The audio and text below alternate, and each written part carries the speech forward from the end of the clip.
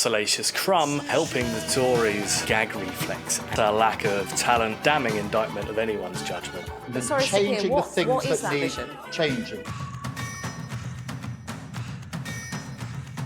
I was thinking about the best way to represent the utter lack of talent and diversity in Keir Starmer's latest shadow cabinet, as of the reshuffle in early September 2023. And I was taken back to an article I wrote in 2020, looking at Starmer's first shadow cabinet after taking over as leader. At the time, though I was still bitter about how Corbyn was treated and disappointed with Starmer's behaviour in cabinet and his subsequent election as leader, I had invested so much in Labour that I was willing to see what came of this leadership. I think by the time of the 2019 general election result, most Labour members were exhausted with having to defend the party against what felt like the whole of the media, the political elite, Brexit factions, and of course the internal saboteurs. The same ones incidentally now asking us to vote Labour because if we don't, we are helping the Tories. I could in some way understand the appeal of picking a Labour leader that might incur a lower amount of general vitriol, even if it means sacrificing some of the more ambitious policies temporarily, even if that wouldn't have been my first choice. I also had to concede that my preferred candidate, Rebecca Long-Bailey, had a very lacklustre campaign, and ultimately, as cringy and deceptive as it was, Starmer's campaign was the better organised. Given that Long-Bailey was well beaten, and my deputy choice, Dawn Butler, who I saw as a good and experienced neutral pick, was completely ignored by the membership, it was obvious that change was afoot. I was politically exhausted, having campaigned in both the local and general elections, and I really wanted to believe, as some did on the left, and particularly the Remainer left, that Starmer meant what he was saying about keeping the Corbyn policies, but with something of a rebrand. However, I didn't really believe it. I remembered how Starmer repeatedly undermined Corbyn, how he forced the party to adopt a disastrous second referendum position, laying what I believe was the foundation for Labour's defeat in 2019. So despite his pledges, I wanted to understand the direction of travel, to ascertain whether his Labour would be one I could stay in. To do that, and because I didn't know an awful lot about the MPs he had then selected for his first shadow cabinet, I did a quick write-up on each of them and discovered that there were certain common threads between them. It quickly told me that this was not going to be a party for me. So that's what we're going to do today. We are going to look at the latest shadow cabinet from a left perspective, since this is a party that will be demanding our votes in the not too distant future. So let's see what we can glean from this team made from the alleged best of the Labour PLP. Now, the format of the video will be a short look at each MP, shouting out any notable info before exploring the 4 attributes that I believe share a commonality across Starmer's shadow cabinet, those being: number 1, if they are Oxbridge educated, they get a point. That means they either went to Oxford or Cambridge University. Number 2, if they hold a PPE degree, that's philosophy, politics and economics, they get a point. Number 3, if they have worked in the legal sector, they get a point. And number 4, if they are recognised by 50% or less of the population according to YouGov, they get a point. So they will be given a point for each of these 4 attributes, giving us a Labour score out of 4, with 4 probably being the model stormtrooper. The key thing to remember here, as a humble member of the left, is that the point of a political representative of Labour, and the clue is in the name, was to represent the working class against the interests of capital and general vested interests. As we go through this pretty limited selection of society, I want you to remember that they are meant to represent all workers, not just white Oxbridge lawyers, but we will come to that. Okay, plug your nose, brace for carefully pruned personal histories, let's see what Labour's latest shadow cabinet truly represents. Leader of Her Majesty's Official Opposition. No, Leader of His Majesty's Official Opposition, Keir Starmer. Now look, I'm not going to go through all Starmer's litany of crimes. You know the squirming bootlicker already. You know he was Director of Prosecutions, a barrister, and a champion of FPPE Twitter. He has been dubbed Sir Kid Starver, the Alpaca Assassin, rest in peace Geronimo, Sir Beer Korma, and Captain Hindsight. And of course is the coiner of this catchy and inspiring quote. Britain and Sorry, changing Keir, the things what is that that need vision? changing. What And is that that is vision? the change that I will bring about. It is not often that mere words can activate your gag reflex, and yet. Starmer has all the charisma of athlete's foot, the political instincts of salacious crumb, and the unfortunate ability to always look awkwardly photoshopped into every picture that he is in. He's also likely going to find a way to take a 20-point polling lead against the least popular Tory government in ever, and probably fail to win a majority. As for our tick boxes, Starmer was a postgrad at Oxford, so half a point for that.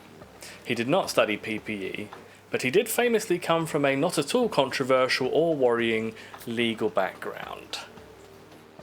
He is very much recognised by the British public, denying him an extra point and leaving him with 1.5 out of 4 for Starmer in Labour points. Now, before we move on to the next one, if you are enjoying this video, please do give it a like. It helps get the video out to more unsuspecting victims and helps me feed the algorithm. Deputy Leader of the Official Opposition, Angela Rayner. Like Starmer, most will know a bit about Rayner. I used to quite like her. I liked that she was proud of where she had come from, that she didn't just sound like every other identikit politician, and she proved a decent political operator under Corbyn. Rayner does hold the distinction of being someone who actually had to work a normal job as a council care worker, and as a high-profile woman in Parliament has had to put up with a lot of misogyny and even a prolonged series of death threats that led to police involvement. So she has my sympathies for how awful our country can be if you are not a wealthy white male. That being said, she has proven to be something of a disappointment in the long term. She is a self-described member of the soft left, according to an interview from The Guardian in 2017. She says, "I see myself as soft left. I'm very pragmatic. I'm interested in how we can change lives for the better, how we can put socialism into practice. Every time we expend energy on fighting each other, we're letting down the people that need us the most. Those strong principles are why Angela Rayner stepped in to stop the ridiculous treatment of Corbyn and... wait... no, she did nothing, didn't she? Oh, right, but at least when the party started putting the boot in on left members for increasingly farcical reasons, including her former housemate and alleged friend Rebecca Long-Bailey, she raised her voice, since every time we expend energy on fighting each other, we're letting down the people that need us most." Oh yeah, no, she didn't. As it turns out, Rayner was perhaps always better at talking solidarity than she was at practicing it.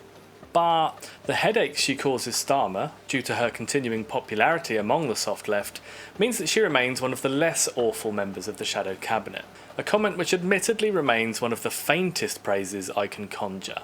Points-wise, Rayner did not study at Oxbridge, she did not study PPE, and she did not come from a legal background, so it's no wonder Starmer seems to want her gone so badly. She also has 72% public recognition, which takes her to a total of 0 points, and surely leaves her on borrowed time under Starmer. As an aside, one of the tick boxes I was considering for the Labour points was ties to the gambling industry, given the revolving door between the Labour Party and the many blood-sucking companies hiring them.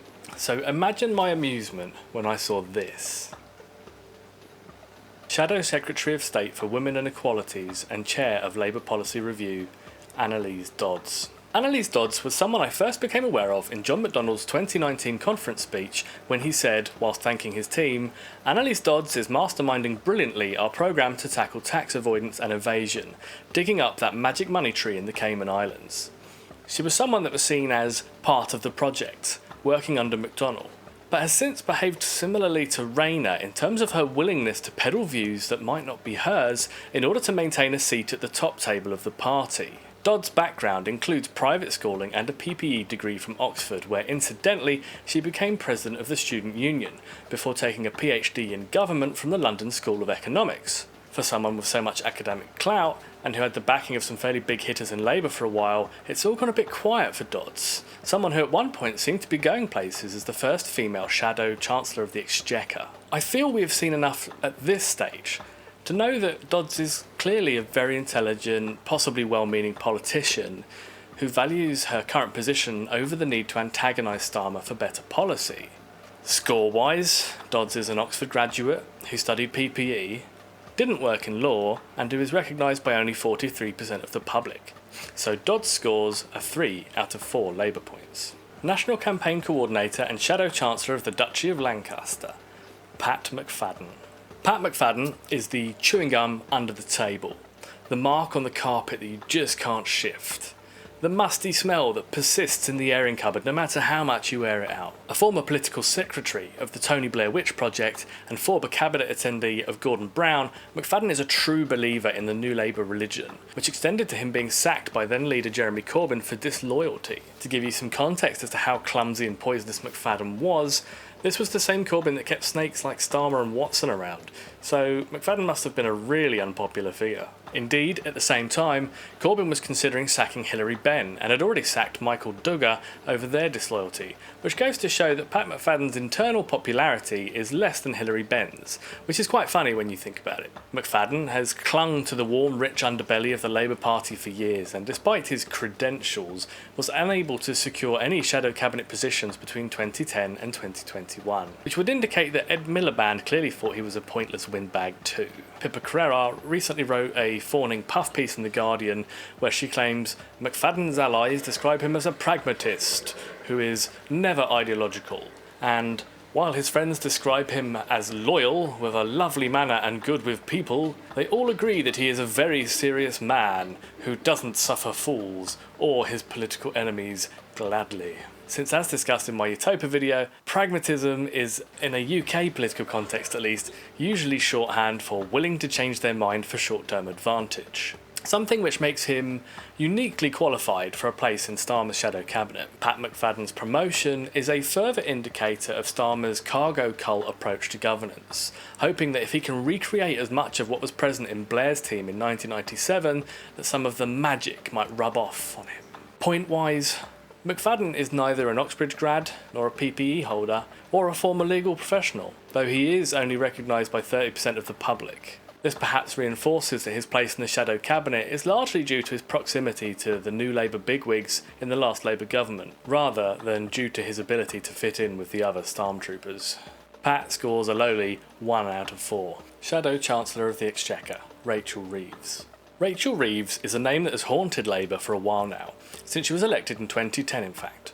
She served in Ed Miliband's shadow cabinet in a number of roles, but really rose to prominence when she was made Shadow Secretary of Work and Pensions in 2013. In a now infamous series of interviews and speeches, she attacked those on benefits in an attempt to win over right-wing voters. Wait, this all sounds really rather familiar, doesn't it? Indeed, The Guardian at the time said, "Labour will be tougher than Tories on benefits, promises new welfare chief." Rachel Reeves vows to cut welfare bill and force long-term jobless to take up work offers or lose state support. Later in the same article, she is quoted as saying, "Nobody should be under any illusions that they are going to be able to live a life on benefits under a Labour government. If you can work, you should be working, and under our compulsory jobs guarantee, if you refuse that job, you forego your benefits, and that is really important." Indeed, the writer of the article, The Observer's Toby Helm, seemed quite keen on her at the time, mentioning her potential as a future Labour leader and readily accepting Reeves' premise that Labour needed to be tough on benefit claimants. How did Labour do in 2015 again? Oh, and in 2016, Reeves added to a god-awful list of public opinions, as reported by The Guardian here. The Leeds West MP Rachel Reeves told a Fringe meeting on Tuesday that her constituency was a tinderbox and voters' concerns about immigration and lack of control over their lives could explode onto the streets if they remain unaddressed. If we are charitable in thinking that Reeves is ignorant of her own ability to provide a fuel for the fire in using such rhetoric, then she really is a dangerous personality to have at top-level politics. And if we aren't that charitable, then she is willing to make incendiary comments to suit her own political agenda, which also makes her a dangerous personality to have at top-level politics. If you want to understand the sorts of intellectual heavyweights that shared her views at the time, the same Guardian article adds, Reeves is among several prominent backbenchers, including Chuka Umunna, Stephen Kinnock and Emma Reynolds, who have responded to the Brexit vote with calls to open the debate on freedom of movement. So in good company then. Reeves is every part the ambitious politician, with her political career being a relentless scramble for a political seat. She ran in Bromley and Chislehurst twice, first in 2005, then again in a by-election in 2006 after the incumbent died, where she somehow managed to go from second in 2005 to fourth in 2006. She then contested the Labour safe seat Leeds West in 2010, where she finally got in, albeit on a reduced majority. This might be due to her Starmer-like ability to fluff simple questions and give speeches that sound like they were designed to provide ASMR white noise for problem sleepers. But perhaps I'm being harsh, especially as that criticism has been somewhat more unkindly stated before by former BBC editor of Newsnight Ian Katz, who perhaps unwisely described Reeves via tweet as boring snoring Rachel Reeves. In terms of her Labour points, Reeves was both a PPE graduate and studied at Oxford, though she didn't enter the legal profession, deciding instead to take her psychopathic tendencies into economics and banking. According to YouGov, she is only recognised by 42% of the surveyed public, which leaves her with 3 points from 4, a solid base for a Labour frontbencher. Shadow Chief Secretary to the Treasury, Darren Jones.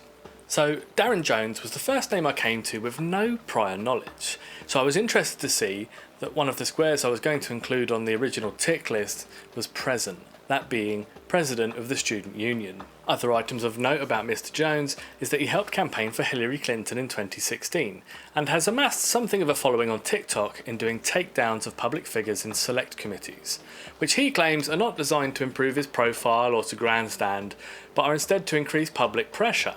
Either way, it has increased his profile, seeing him brought into the shadow cabinet. In terms of his personal politics, he has made a number of noises about coming from poverty, but the most succinct summation of where he sits, I think, is demonstrated by this excerpt from a Times article in 2019. Tom Watson appointed Jones as the convener of the Future Britain Group. The Future Britain Group, of course, being the cadre of anti-Corbyn Labour MPs looking for a pretence to gather in their attempts to undermine the then leader. Darren Jones was quoted by The Independent at the time as saying the following: "Some have said this is a new faction. It is in fact the complete opposite." As Neil Kinnock, our former leader, was saying this evening, and Peter Mandelson, this is a coming together of previous factions into the mainstream Labour Party. And surely, a group that contains thinkers as diverse as Tom Watson, Kinnock and Mandelson is a broad church. Points-wise, Jones is neither an Oxbridge graduate or a PPE degree holder, though he is a legal professional and his name doesn't even register on YouGov, so it's safe to say he falls beneath the 50% recognition threshold. 2 points from 4 for young Mr Jones. Shadow Secretary of State for Foreign Commonwealth and Development Affairs, David Lammy. David Lammy is an eloquent speaker, a charismatic political operator, and has been at times a leading voice in anti-racism. Unfortunately, however, he changes his mind as easily as Starmer drops pledges, and his politics continues to provide little other than a series of self-promotional exercises. Lammy has an impressive CV, having been elected as the youngest MP in the year 2000 at the age of just 27, and then having held ministerial positions under both Blair and Brown. While seemingly having a dedication to broadening political thought in Labour, having nominated both Corbyn and Diane Abbott in previous leadership elections, it is worth noting that Lammy then went on to support other candidates, and was a fairly prominent voice of dissent under Corbyn, using his own popularity as a damaging weapon in the People's Vote conflicts within the party. Lammy has done some great work on racism in the UK, particularly with regards to Grenfell and the Met Police, and has been an outspoken critic of British imperialism and revisionism. But he also pairs all this with a poor understanding of the role that his chosen politics still play in the continuation of these issues. Indeed, to line up neatly behind Starmer, the flag-obsessed wannabe patriot persona seems to be at odds with an awful lot of Lammy's stated beliefs, especially once you look at the fact that Starmer has said he would keep both the Rwanda asylum seeker processing and the prison barge for asylum seekers. You know, the one that is currently being treated for Legionnaire's disease. Lammy has said of the Rwanda scheme in a Guardian article earlier this year, "Of course it's morally wrong to take the view that anyone making their way across the channel is illegal and they should be shipped up and sent across the waters. Of course it is. I have no problem calling it out for what it is." And yet, we do not see the same level of passionate disruption we saw when he was railing against Corbyn's refusal to back a People's Vote. What are we to make of that? Or the fact that Lammy was very publicly critical of MPs that joined striking workers on the picket lines over the last 18 months, as per this from The National in June of 22. A serious party of government, in government, is in the business of negotiation, sitting down with both those who are striking and management who make these working conditions. I don't think it's helpful to stand on picket lines. Interestingly, he didn't always feel this way, as per this tweet from January 2016. Joined fantastic junior doctors forced to strike at St Anne's, Tottenham. Lammy's politics are confused, untethered, I think, from any real political grounding, allowing him to exist as a pure centrist, acting as and when the mood takes him or when it is expedient to do so, meaning that he is sometimes very good, but often very bad. Points-wise, Lammy gets just the 1 point for being a legal professional. He is neither an Oxbridge grad or a PPE one, and has a 51% recognition on YouGov, which takes him just over the threshold there, so 1 out of 4 for Lammy. Shadow Secretary of State for the Home Department, Yvette Cooper. Yvette Cooper has long been part of melt fantasy cabinets, often posed as the solution to a problem that I have yet to encounter. Whilst an undeniably effective Select Committee chair and interrogator, Cooper's skill set rarely seems to include anything approaching optimism or creativity, instead relying on a pragmatic, there's that word again, approach to politics, which tends to include looking over your glasses and saying, you can't have nice things because life is hard. Indeed, Cooper was Ed Milliband's Shadow Home Secretary, and was one of those responsible for the now infamous Controls on Immigration's mug. Focus group politics follow and repeat narratives, leading to a downward spiral, or to be precise, a ratcheting switch to the right. Yvette Cooper's political history is one of chasing the public, rather than trying to move the public, and this has led to several huge political mistakes, such as her disastrous leadership bid in 2015, where she went from a strong contender to a distant third place. Yvette Cooper has also been involved in some controversial financial matters, having been investigated for the way that both Cooper and her then politician husband Ed Balls used second home expenses to maximise their financial returns, as well as having received some hefty political donations from mysterious political donor MPM Limited, a company that Sky News reported on in January this year, saying, MPM Connect's entry into the company's house register lists 2 directors, recruitment mogul Peter Hearn and Simon Murphy, the entrepreneur behind the redevelopment of Battersea Power Station. The company's accounts do not disclose where it receives its funding, what it does, or why it donates so heavily. When Sky News went to the office in Hertfordshire, where the company is registered, the receptionist in the building denied any knowledge of MPM Connect. This might not mean anything, of course, and is probably no worse than 99% of political funding, but it forms a pattern when placed with questions over expenses in Cooper's past. Points-wise, Cooper has a PPE degree that she received from Oxford, is recognised by 63% of the public, and did not work in law before her political career, so she has 2 points from 4. Shadow Secretary of State for Education, Bridget Phillipson. Bridget Phillipson's political journey began in 1998 when she joined Labour at the age of 15, and continued at university where she became co-chair of the Oxford Uni Labour Club. Straight after uni, she went to work in local government for a few years before going to work as a manager for the charitable organisation Wearside Women in Need that her mother had founded. It was from this position that Phillipson then was elected as MP in 2010 for Houghton and Sunderland South. They have done some good work in their time, using their experiences working with their mother's charity to allow them to add their expertise on the all-party parliamentary group on domestic and sexual violence, which is laudable indeed. However, when we start to look at Phillipson's politics, it quickly unravels.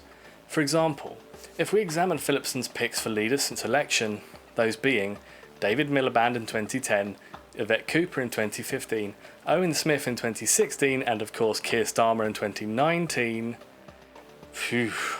Add to that Phillipson refused to back the teacher strikes, and I think we have a clear idea that their politics either align with the anti-union Labour right, or that they have melted under the first sign of pressure, and either way, that is hardly a reassuring thing, is it? Phillipson picks up 2 points having attended Oxford Uni, but not to study PPE, having not come from the legal profession and then being recognised by only 25% of the public.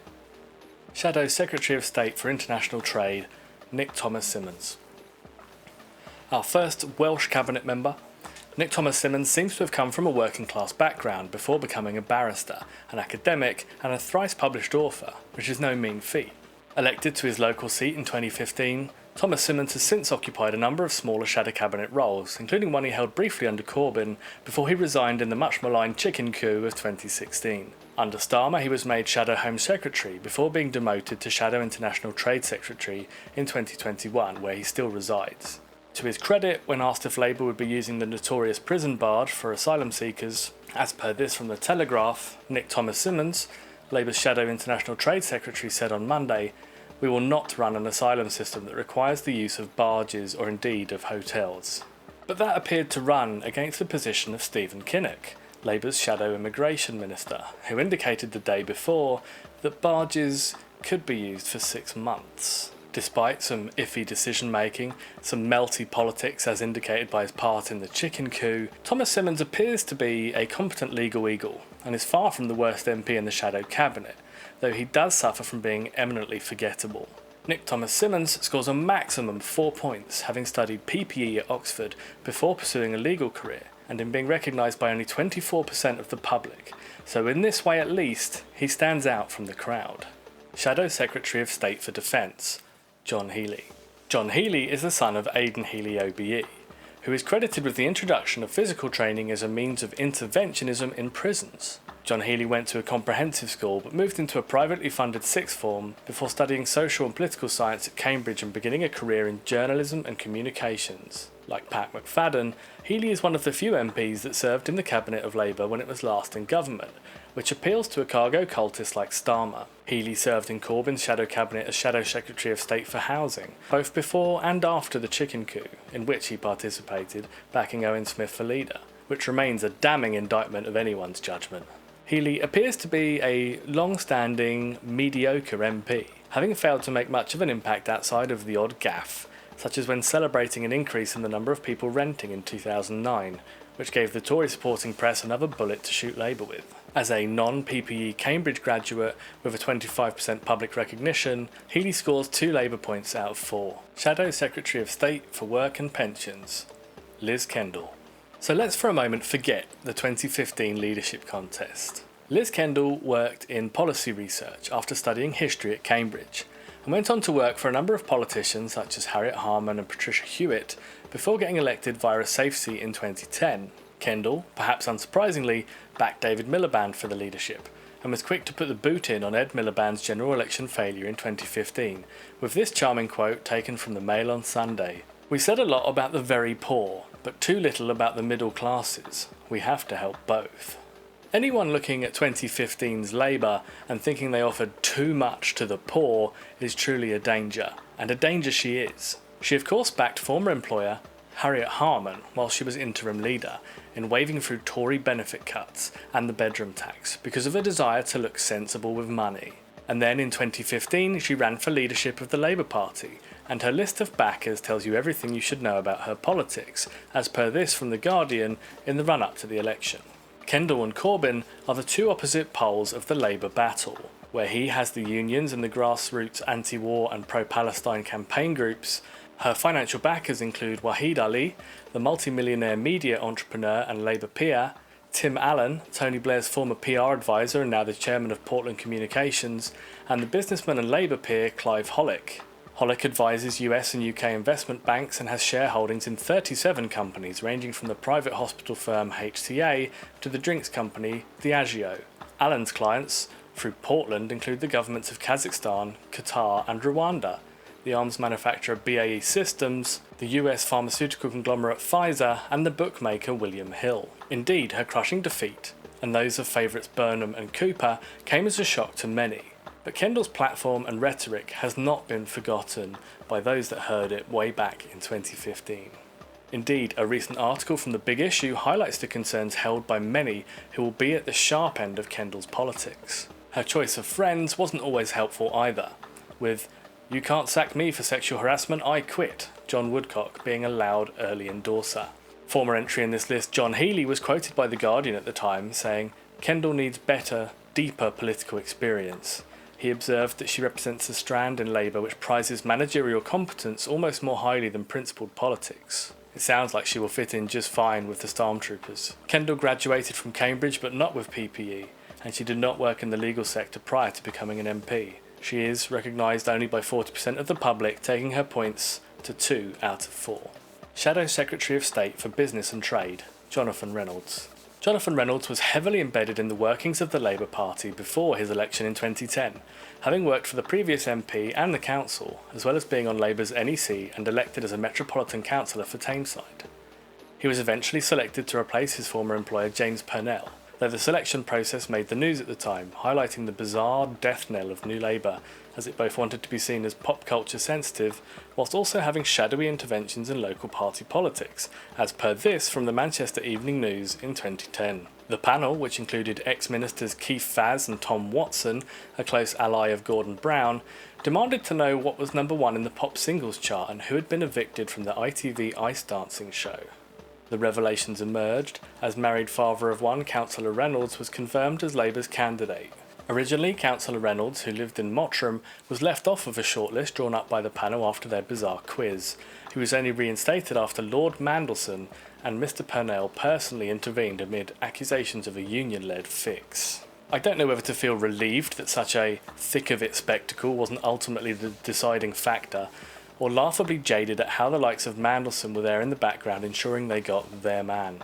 Politically, Reynolds is another that backed Owen Smith in 2016, and has said publicly that Labour needs to develop a credible economic alternative. So he sits quite neatly in Starmer's pocket, although, according to Wikipedia, Reynolds has also backed proportional representation, nationalisation of rail, and the introduction of universal basic income. So the measure of the man will be in whether he will simply swallow Starmer's rejection of all three policies. Reynolds is a former solicitor who studied politics and modern history in Manchester and is recognised by only 28% of the public, leaving him with 2 points from 4. Former Shadow Minister for Mental Health, Dr Rosina Khan. Khan has an impressive CV, is a decent public speaker, and put in a strong performance in the deputy leadership election of 2020. After failing to achieve the A-level grades she needed, Dr Khan studied medical biochemistry at Brunel University to gain the necessary credits before going on to study medicine in Cambridge, whilst working several jobs to pay for it. Whichever way you want to look at it, that's impressive. After uni, Dr Khan worked in several hospitals, completed a Masters in Public Health, and then went to work as a humanitarian aid doctor in some of the most desperate places on the planet. So basically, I think she is a good person, with good intentions. But the political side of it is where things start to get a bit wobbly. Dr Khan campaigned for a second referendum, which is still a position I find really difficult to square if you consider yourself in any way a democratic person, and she became so embroiled in the Remain camp and some of the silliness that led to, according to Sky News, Dr Rosina Khan, Shadow Health Minister, was censured for sending out 1,600 Brexit update letters on Commons-headed paper and prepaid envelopes ahead of last year's general election. She was found to have breached MP's Code of Conduct for the third time in 3 years by the Parliamentary Commissioner for Standards, Catherine Stone. So yeah, she may have had a big old FBP blind spot. In articles in iNews and the Evening Standard, there is talk of Dr Khan being frozen out by Starmer for not keeping to the party line tightly enough, which seems strange given her hardly controversial style of politics, which makes me wonder if her popularity or potentially genuine political goals were the cause for this frostiness. Ultimately, Dr Khan is not of the left, and her politics do not align with mine, but I do think she is a rare case of someone coming into politics for genuine reasons, and I give her some respect for that. Points-wise, Dr Khan did attend Cambridge, but not for PPE. She did not work in the legal realm, and she only has a 28% recognition rate, leaving her with 2 points from 4. Shadow Secretary of State for Climate Change and Net Zero, Ed Milliband. Ed Milliband, former Labour leader and the least terrible of Ralph Milliband's sons, occupies a strange space in the popular imagining, having become something of a Liberal favourite thanks to both his work promoting climate change policy and his willingness to frequent the podcasts and interviews of the centrist media. In his defence, his reincarnation as a quirky optimist was quite impressive after the thorough dismantling he got via the press. Partly since the corporate world was probably looking forward to being able to buy David Milliband outright if he had won the leadership in 2010. But instead, Ed won. And being to the left of David, he was immediately up against it as the Labour machine and its allies in the media piled the pressure on from the word go. Of course, he didn't help himself by instantly melting and conceding nearly all of his intellectual ground to the Labour right, immigration control mugs and all. And of course, they lost at the next general election, because the majority of the Labour right doesn't understand politics beyond just trying to backstab their way into power. Ed Milliband seems well-meaning and, since his time as leader, has shown that he is a competent campaigner and a reasonably likeable character, even if he is the softest soft-left MP in history. Milliband studied PPE at Oxford, worked as a political advisor before election, and has a whopping 92% public recognition, which is impressive and leaves him on 2 points from a possible 4. Shadow Secretary of State for Justice, Shabana Mahmood. Shabana Mahmood has held shadow cabinet positions under Milliband, Corbyn and Starmer, though she resigned from Corbyn's shadow cabinet claiming her views on economics were not compatible with his. and of course backed Owen Smith in the 2016 leadership election. Since 2016, Shabana Mahmood has also acted as a member of Labour's NEC, as well as Vice Chair of Labour's National Policy Forum, so it can be claimed that Mahmood has been at the heart of a lot of Labour's governance and internal machinations during the somewhat turbulent 2015 to 2019 period. Make of that what you will. I haven't found out too much more to talk about with Mahmood. As an MP in Birmingham, she's been embroiled in the anti-LGBT education protests, where she has tried to walk a line in between the religious objections and the freedom to teach the basics of LGBT representation in schools, with her level of success largely depending on your own point of view to start with. Mahmood studied law at Oxford before becoming a barrister, ahead of being elected as an MP, and has a public recognition of 35%, leaving her with a score of 3 from 4 possible points. Shadow Secretary of State for Health and Social Care, Wes Streeting. Where to begin with young Wesley? Streeting is pretty much the personification of a career politician, and everything he says has to be taken in that spirit. He is the sort of character that would focus group crisp flavours before answering with his favourite, but this approach has not blunted his politics, with him being fully prepared to put the knife into his rivals if his instincts say so. Streeting made his first political movements at university, where he became president of the NUS in 2008, and in that same position he chose to support the introduction of tuition fees, and perhaps with one eye on his future career in Labour, did so loudly, as per this from The Guardian in 2009. NUS President Wes Streeting. Moving to the right on tuition fees makes sense. The next fees debate is not going to be fought or won on whether graduates pay a contribution to the cost of their education. As much as many of us still believe in the notion that students shouldn't have to pay, the reality is that both major parties are committed to them paying, so the NUS has a choice. Do we go in all guns flying with our traditional demands, or do we get involved in a debate about fees and the funding of higher education? The sound you can hear is someone contorting their politics to fit the probable outcome, or as I like to call it, melting.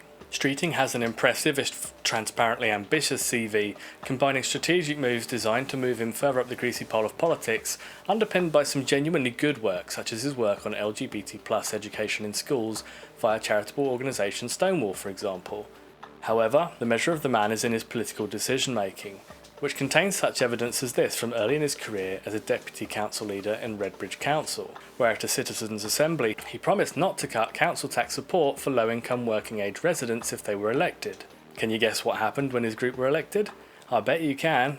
As Wikipedia puts it, once elected, the Labour Council cut the level of support so as to treble the amount of council tax paid by supported residents from April 2016. The council made a further reduction from April 2017, and made a third reduction from April 2018. This sort of thing is a recurring theme of Streeting's politics. A true centrist, Streeting will always say whatever he needs to in the moment so as to suit his trajectory, with one exception.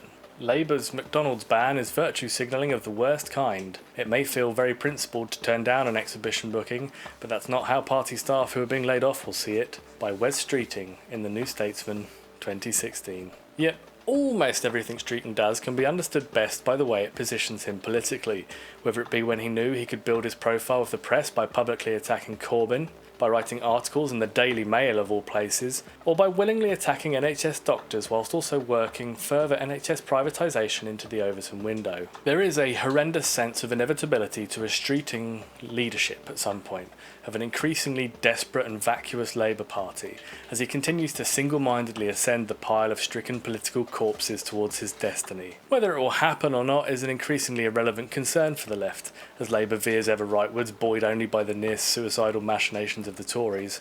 I think the late Dawn Foster's summation of Wes Streeting is perhaps the most accurate and concise, when you weigh his willingness to change his politics to suit his career's progress, and his seeming lack of shame.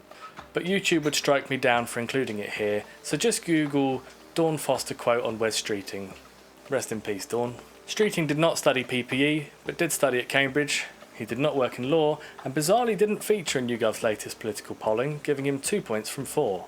Shadow Secretary of State for Digital, Culture, Media and Sport, Thingam Debonair. Despite possessing one of the best names in politics, Debonair is, well, she isn't great from a left perspective. Privately educated, Debonair was one of the MPs to resign from Corbyn's cabinet in 2016 due to a lack of confidence, though she did take another role in the shadow cabinet later in Corbyn's leadership, indicating that her principles were of standard centrist issue, as should be expected from somebody that thought Owen Smith was leadership material. To her credit, Debonair has held the first autism-friendly constituency surgery, has authored books and papers on domestic abuse that deserve mention, and has pushed for a more medical approach to drug addiction, all of which are good things. But she was also the MP that called the police when somebody told her to get in the sea on Twitter, claiming it was a death threat, so there is that too.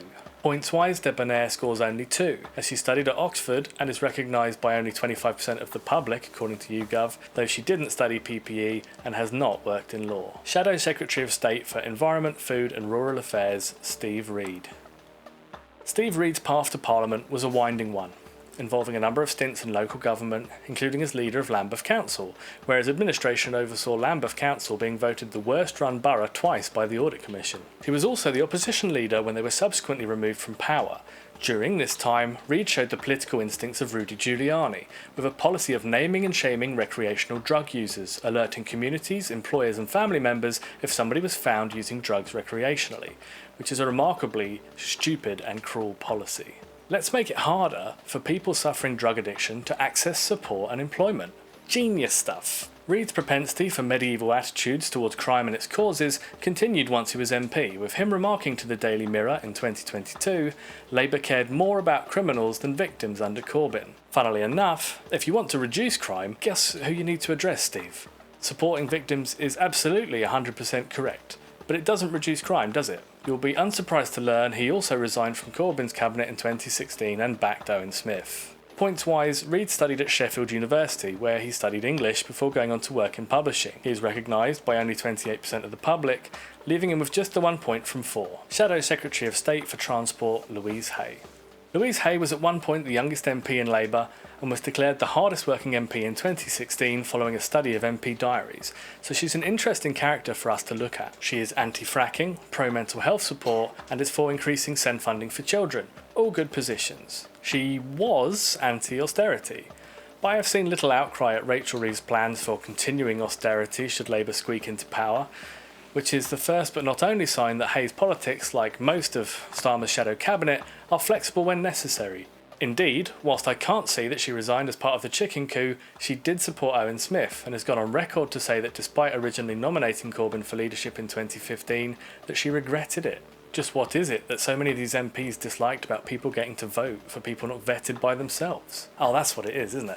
Oh, and if you needed just one more reason not to trust Hay, despite some of her better opinions, she supported Lisa Towns Nandy for leadership in 2019. Though I suppose at this stage, can we say that would have been any worse than what we got? Points-wise, Hay scores just the 1 point for her 25% public recognition, as she is a non-Oxbridge, non-PPE and non-law working MP. Shadow Secretary of State for International Development, Preet Gill. Preet Gill is the first female Sikh MP and comes from a background in social work, having worked in the UK, Israel and India before entering local politics in 2012 in Sandwell Metropolitan Council. There isn't too much to say about her parliamentary career. She was elected in 2017, signed the People's Vote campaign for a second referendum, and backed Starmer for leadership. She has hit the headlines for comments regarding a terrorist incident in India, which Gill claimed was Hindu in origin, in a now deleted tweet. She was also criticised strongly after a Guardian article claimed that in a WhatsApp group, Gill was dismissive and derogatory about claims from Sikh Women's Aid, that 2/3 of Sikh women had experienced sexual abuse and that community leaders had not done enough about it. Gill actually suggested in that WhatsApp group that the victims were using very dangerous language and suggested they apologise to their local Gurdwaras, which is just astonishing actually. Given that Labour under Starmer have been accused of being anti-Semitic, anti-black, Islamophobic, transphobic and anti-left, I suppose the completionist in me appreciates that we can add anti-feminist as well. In terms of points, Preet Gill was not Oxbridge or PPE educated and did not come from a law career, leaving her with just the 1 point for being recognised by only 29% of the public. Shadow Secretary of State for Science, Innovation and Technology, Peter Kyle. Elected in 2015, Kyle was an aid worker in Eastern Europe before heading a couple of charitable organisations, and that does deserve recognition. His career since has largely been dominated by select committees and Brexit amendments, though he has been a regular in the smaller shadow cabinet positions since Starmer took over. Politically, Kyle backed Liz Kendall for leader in 2015, which should be as big a red flag to the left as any I can imagine, but let's get some more anyway. He claimed Labour's loss was not as a result of Labour's Brexit policy but Corbyn's leadership, the same leadership that got Kyle's majority increased by 17,500 votes in 2017, and even in 2019 left him with a majority that was nearly 16,000 votes bigger than when Kyle was first elected in 2015. Curious. If Kyle endorsing Kendall didn't discredit him enough, he endorsed Jess My Phillips for leader in 2020, and to illustrate his ability to change his views to suit his political progression, he went from being pro-people's vote and defending the second referendum policy to saying in 2022 that he thinks Britain should accept Brexit. Peter Kyle achieves just the 1 point for being unrecognised by the public, or in other words, YouGov not even having a survey result for him. He didn't study at Oxford or Cambridge, didn't study PPE, and doesn't work in law. Shadow Secretary of State for Wales, Jo Stevens. Jo Stevens' wiki is a fun read, revealing that in 2014 she criticised then Lib Dem MP Jenny Willett for neglecting her constituency by taking a cabinet role, before then getting elected herself and taking several shadow cabinet roles under both Corbyn and Starmer. I fear whoever wrote about that on Wikipedia is probably not a fan. Stevens supported Owen Smith for leader in 2016 and resigned her post as a shadow minister in 2017 over Brexit, reminding us that centrists really do not give a monkey about democratic results. She also supported an independent group for change bill in Parliament against the Labour whip, so in terms of her ability to pick a winner, she probably shouldn't take up gambling. There isn't too much more to say on Stevens. Her parliamentary career seems pretty low-key, and other than her ability to reach into a barrel full of coins and pull out only lint, she seems a fairly run-of-the-mill Starmer pick. Jo Stevens scores 2 points for working in law and being recognised by only 30% of the public, but didn't attend Oxbridge or study PPE. Shadow Secretary of State for Scotland, Ian Murray. Ian Murray is the only Labour MP in Scotland, hence why he got this position. That's it. It's the same reason he was made Shadow Sec of State for Scotland by Harriet Harman, and was left in situ by Corbyn in 2015. Murray then, of course, publicly and loudly made known his derogatory thoughts on Corbyn's leadership before resigning as part of the chicken coup in 2016. Murray's arrogance led to a non-Scot David Anderson being given the Scottish position until 2017, when Labour won an additional 6 seats and were then able to pick someone else. It's rather telling actually that despite Labour then losing those 6 seats again in 2019 and being left with Murray as the only Scottish MP again, Starmer chose to make Tony Lloyd his Shadow Sec for Scotland, Tony being from the Scottish city of Manchester. Despite his popularity locally being enough to keep him in a seat, wider Scotland and its media seem less inclined to follow his lead, with headlines like this from the Daily Record in 2021. Labour MP Ian Murray accused of patronising Scot voters who don't engage with UK politics. In terms of info of note, Ian Murray was all set to leave Labour and join the amazing independent group for change, but then bottled it when he realised he would lose his cushy seat, thereby showing that not only does Ian Murray have horrible politics and bad judgment, but he's also a coward. Shame he didn't tell the others. Ian Murray scores just the 1 point for 29% recognition, being non-Oxbridge, non-PPE, and from a non-law career. Shadow Secretary of State for Northern Ireland, Hilary Benn. What can we say about Hilary Benn? No, seriously, what language is okay to use on YouTube these days? Because this guy is son of the almost universally respected socialist campaigner and intellectual Tony Benn. Hilary is proof that if the tree is big enough, the apple can fall quite far. Benn moved straight from studying Russian and East European history at uni into political research, first for a union and then on loan to the Labour Party. From here, Benn stood twice for election in Ealing North, failing both times before going back to policy advice and research, failing to be selected for several posts before going on to work as right-wing monster David Blunkett's personal advisor. Hammersmith-born and raised Hilary Benn eventually got his chance in 1999, selected to stand in Leeds Central following the death of Labour MP Derek Thatcher, and he used his magnetic charisma to draw out a massive 19.6% turnout, winning the seat by 2,000 votes. Like a tick on a chubby dog's underside, Benn has clung to Labour's flank ever since, cheering any opportunity to drop bombs on any poor and militarily impotent nation he casts eyes on, including his famously championed speech where he argued for the flattening of Syria and was cheered on by Tories, which is as sure a sign that you're a wrong 'un as any I can think of. He was famously anti-Corbyn and was the first member of the Shadow Cabinet to resign in the chicken coup, which was especially spiteful given his father's friendship and mentorship of Corbyn. But spite is something Hilary Benn has in spades. What else is there to say about Hilary Benn? He holds a similar weird fascination as David Milliband for centrists and the Labour right, without ever really providing any indication of a talent or skill for politics. And like David Milliband, he also remains one of the most disappointing political fail-sons of his generation.